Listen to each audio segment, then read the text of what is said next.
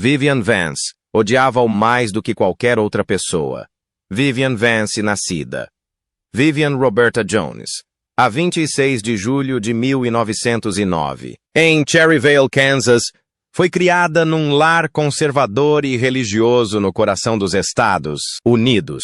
Desde cedo demonstrou interesse pelas artes performativas, apesar das objeções da mãe. Desde jovem que encontrou consolo e alegria na música e na representação, determinada a seguir a sua paixão, estudou teatro com a conceituada Eva Le Gallienne e acabou por se mudar para Albuquerque, no Novo México, onde se envolveu com o teatro local. Foi durante estes anos de formação que ela aprimorou as suas capacidades e lançou as bases para uma carreira que mais tarde floresceria tanto nos palcos como nos ecrãs. A mudança de Vivian para Nova York na década de 1930 marcou um ponto de viragem significativo na sua carreira. Participou em inúmeras produções da Broadway, incluindo Anything Goes e The Voice of the Turtle, onde o seu talento como atriz e cantora começou a brilhar. O seu timing natural, rosto expressivo e presença em palco cativante valeram-lhe a aclamação da crítica e abriram as portas de Hollywood. Embora as suas primeiras aparições no cinema tenham sido modestas, o seu trabalho no teatro chamou a atenção do produtor e escritor Jesse Oppenheimer, que mais tarde a escolheria para o papel que definiria o seu legado. O percurso da carreira de Vance tomou um novo rumo emocionante quando sucedeu a lendária Kay Thompson no musical da Broadway de 1937 Hooray for What. O musical, uma produção enérgica e exuberante, tornou-se um importante trampolim na carreira de Vance. O seu sucesso em Hooray for What demonstrou que era capaz de brilhar em papéis principais. No entanto, foi o seu próximo grande papel no musical de Cole Porter Let's Face It, de 1941, que solidificaria o seu lugar na história da Broadway em Let's Face It.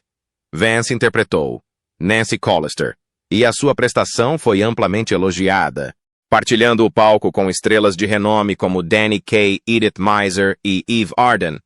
A interpretação de Nancy Collister por Vance tornou-se um dos pontos altos da produção. O musical teve uma temporada impressionante de 547 apresentações, marcando uma conquista significativa na sua carreira. O sucesso de Let's Face It consolidou-a como uma figura conhecida nos círculos da Broadway, demonstrando não só o seu considerável talento, mas também estabelecendo-se como uma artista fiável e talentosa em grandes produções.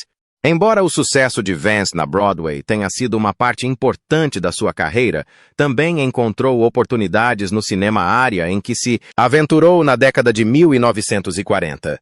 Após a sua participação numa remontagem de The Cradle Will Rock, em 1947, Vance decidiu mudar-se para a Califórnia em busca de novas oportunidades, tanto no teatro como no cinema à costa oeste. Apresentava um potencial diferente para a sua carreira, e ela procurou expandir o seu alcance para além dos limites da Broadway. Durante a sua estadia em Los Angeles, Vance participou em 2 filmes, ambos demonstrando a sua capacidade de adaptação às exigências do grande ecrã, em The Secret Fury 1950. Vance interpretou Leah, uma camareira inteligente, trazendo um misto de dureza e vulnerabilidade à personagem. A sua prestação foi amplamente elogiada, provando que o seu talento para a representação era tão apurado no cinema como nos palcos.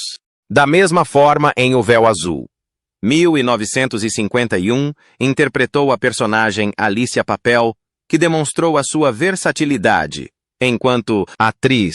As suas prestações nestes filmes valeram-lhe críticas positivas com reconhecimento pela sua forte presença em cena e pela sua capacidade de incorporar diferentes tipos de personagens. Em 1951, Vance foi escolhida para contracenar com Lucille Ball em I Love Lucy, um programa de televisão que se tornaria numa das sitcoms mais aclamadas de sempre, como Ethel Mertz, a melhor amiga e vizinha de Lucy. Ricardo, espirituosa, leal e adoravelmente sarcástica, Vance demonstrou uma capacidade magistral para ser a voz da razão em contraste com as palhaçadas de Ball. A sua química com Ball era inegável, criando uma das duplas cômicas mais acarinhadas da história da televisão. Nos bastidores, porém, Vance e Ball partilhavam uma amizade complexa, mas profunda que duraria décadas. Embora por vezes discordassem, no final de contas, respeitavam-se e preocupavam-se uma com a outra como colegas e amigas. Ao ganhar o primeiro Emmy de Melhor Atriz Secundária em 1954, Vance fez história e ajudou a legitimar a importância dos papéis secundários na comédia televisiva. A sua interpretação de Ethel Mertz foi inovadora em muitos aspectos, oferecendo uma personagem feminina forte e bem-humorada, que não era simplesmente um acessório para os protagonistas masculinos, mas uma força cômica por si só. Ela trouxe humanidade e identificação ao papel, ancorando muitas vezes as situações mais absurdas da série, com o seu humor e carisma. Foi, em 1965, que a carreira de Vance conheceu outra mudança quando se juntou ao elenco de The Lucy Show, uma sitcom que se tornaria uma das séries mais marcantes da década de 1960. Após várias temporadas na série, o papel de Vance na televisão ajudou-a a ser ainda mais reconhecida. Mas foi depois da sua saída da série que procurou reavivar a sua carreira cinematográfica. Aceitou participar em A Grande Corrida 1965 de Blake Edwards, uma comédia protagonizada por Tony Curtis, Jack Lemmon e Natalie Wood. O filme era uma produção divertida e descontraída, bastante diferente de alguns dos papéis mais sérios que ela tinha interpretado anteriormente, apesar de não ter sido um grande sucesso de bilheteira. A Grande Corrida obteve um sucesso moderado, recebendo várias nomeações para os Oscars. Vance viu neste filme um possível ponto de viragem na sua carreira cinematográfica, esperando que este lhe abrisse portas para papéis mais substanciais. Contudo, o sucesso do filme pouco contribuiu para impulsionar a carreira cinematográfica que ela almejava, e as suas aspirações em Hollywood permaneceram em grande parte frustradas.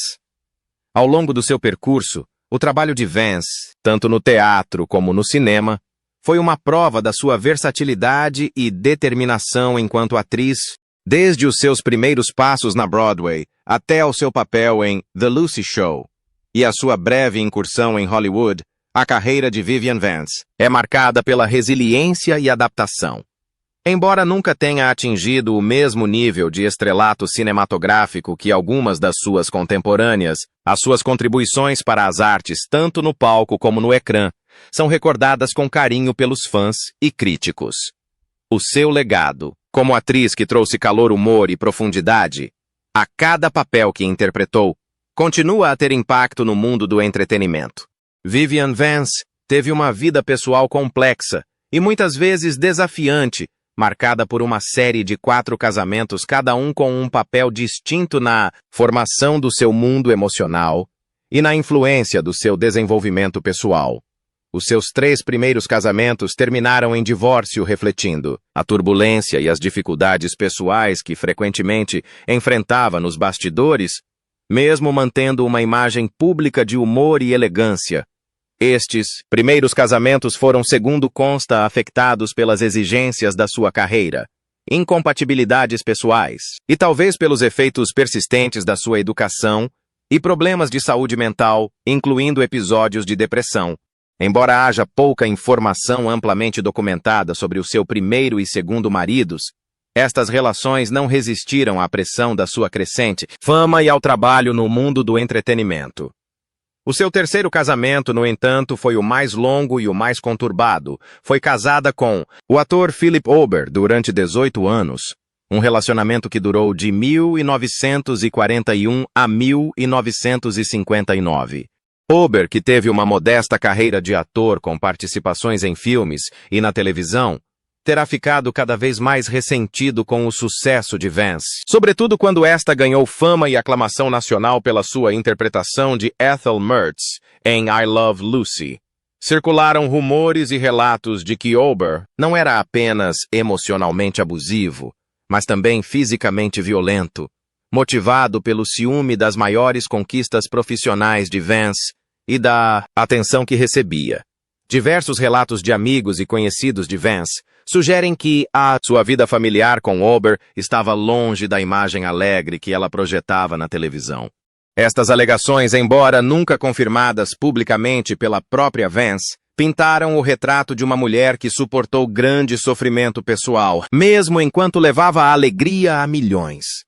O desgaste emocional deste casamento provavelmente influenciou as suas decisões posteriores tanto na vida pessoal como na profissional, e especula-se que as suas experiências difíceis com Ober a tenham deixado receosa de novos envolvimentos românticos durante algum tempo. No entanto, um novo capítulo na vida pessoal de Vance começou a 16 de janeiro de 1961, quando se casou com o seu quarto e último marido, John Dodds.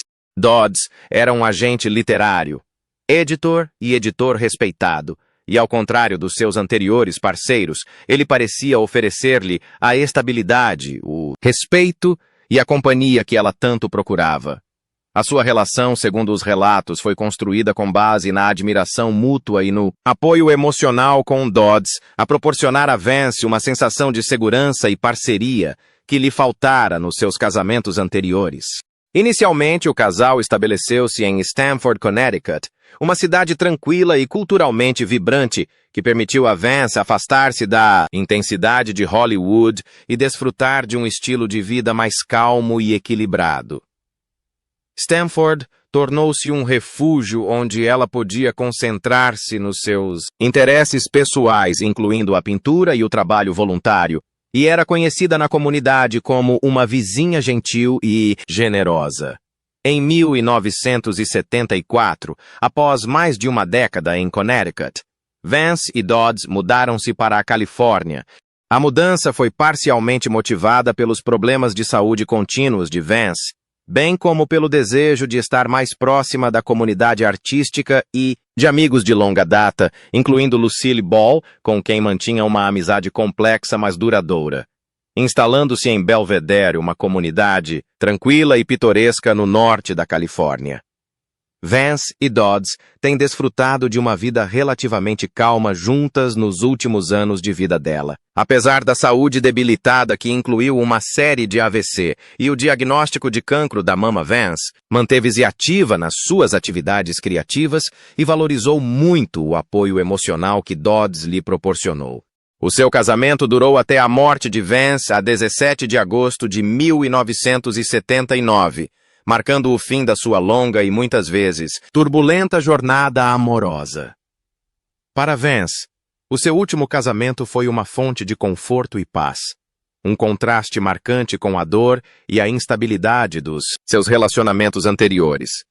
Para os milhões de espectadores que viam I Love Lucy todas as semanas. Durante a década de 1950, Vivian Vance e William Frawley formavam um duo cômico de sonho.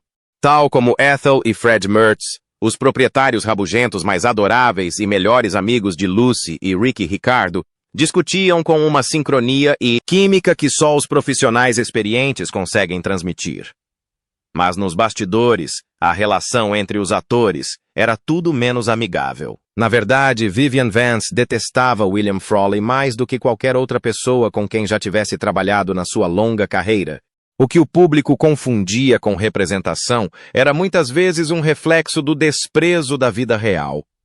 A animosidade começou no momento em que se conheceram Vance, uma atriz com formação clássica e veterana dos palcos, ficou horrorizada ao saber que Frawley, um ator de personagens rudes e alcoólatras, mais de 2 décadas mais velho do que ela, iria interpretar o seu marido no ecrã.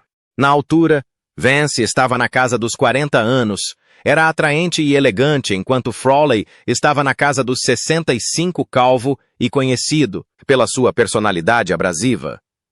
Segundo os relatos, Vance queixou-se abertamente, dizendo ser totalmente inacreditável que alguém, como ela, pudesse estar casada com alguém como ele. Isto enfureceu Frawley, cujo orgulho e ego não toleravam uma crítica tão direta. A partir desse momento, as duas envolveram-se numa guerra fria de desprezo mútuo que durou muito para além do período em que trabalharam juntas na série. O seu relacionamento deteriorou-se ainda mais quando I Love Lucy se tornou um sucesso estrondoso. O empenho de Vance na sua arte, a sua insistência em ensaios, análise de guiões e atenção aos detalhes contrastavam com a atitude antiquada e frequentemente preguiçosa de Frawley. Era conhecido por memorizar as suas falas rapidamente e resistir a quaisquer alterações, ficando muitas vezes irritado quando as cenas exigiam várias tomadas. Tinha também fama de beber muito mesmo durante o horário de trabalho, o que por vezes o tornava pouco fiável e imprevisível no plateu Vance. Um perfeccionista que prezava o profissionalismo considerava este comportamento intolerável.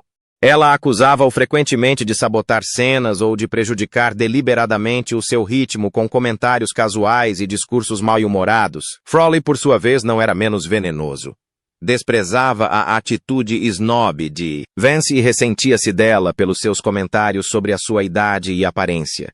Referia-se frequentemente a ela com apelidos depreciativos nas costas, supostamente chamando-a de saco de maçanetas ou aquela gorda. Chegou mesmo a incluir uma cláusula no seu contrato afirmando que se Vance deixasse o programa, não trabalharia mais com ela. E cumpriu essa promessa. Quando a CBS considerou transformar I Love Lucy numa nova série centrada nos Mertz's Frawley, rejeitou imediatamente a ideia ao descobrir que Vance estava relutante em continuar a parceria. O ódio entre ambos tornara-se tão tóxico que nenhum dos dois conseguia imaginar passar mais tempo juntos do que o necessário. Mesmo após o fim da série e a separação de cada um, a amargura manteve-se. Em entrevistas concedidas mais tarde, ambos se mostraram relutantes em falar um sobre o outro em pormenor.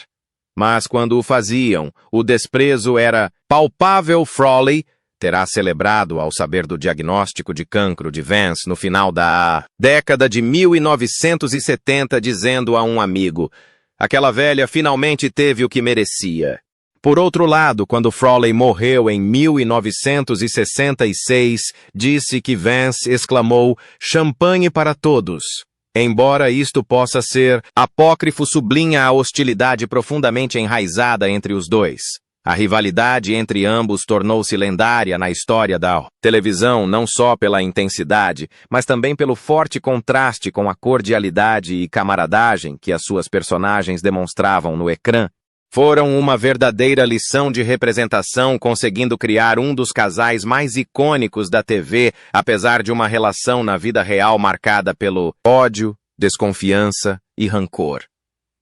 Ainda hoje, quando os fãs discutem a história de I Love Lucy, o que mais os choca é a revelação de que Ethel e Fred Mertz não se suportavam fora das câmaras. E para Vivian Vance, William Frawley não era apenas um colega desagradável, era a pessoa que ela mais odiava em toda a sua vida. Vivian Vance, a adorada atriz norte-americana, mais conhecida pelo seu icônico papel de Ethel Mertz, na clássica sitcom televisiva I Love Lucy, faleceu a 17 de agosto de 1979, aos 70 anos. A sua morte marcou o fim de uma vida e carreira notáveis que deixaram uma marca indelével no entretenimento e na cultura pop americana. Vance lutava em segredo contra um cancro da mama metastático, uma doença em que as células cancerígenas se espalham da mama para outras partes do corpo, como os ossos, o fígado ou os pulmões.